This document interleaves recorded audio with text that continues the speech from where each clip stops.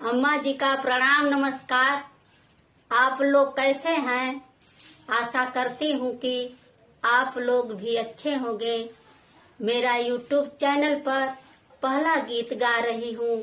आपके प्यार और आशीर्वाद की जरूरत है।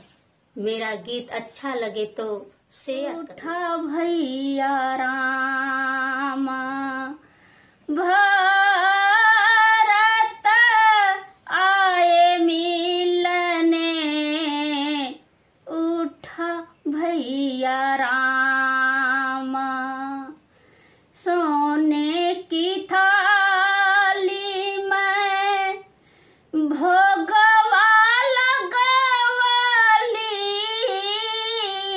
सोने की थाली में भोगवा लगवाली, जे वही के रामा,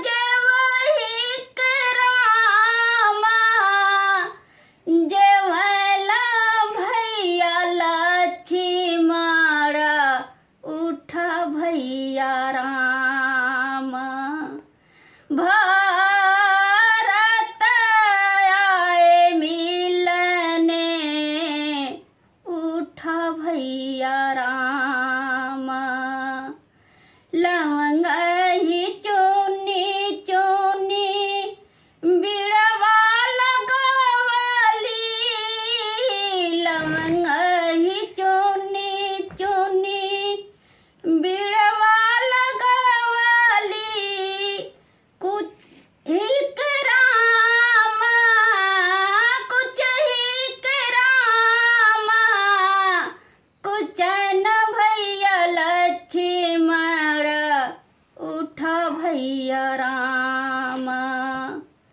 भारत आए मिलने, उठा भैया रामा फुलवा में चुन्नी चुन्नी सिजिया लगवाली, फुलवा में चुन्नी चुन्नी सिजिया लगवाली, सोवही के रामा, सोवही के रामा, सोवन भैया लक्ष्मण, उठा भैया रामा भारत आए मिलने, उठा भैया रामा।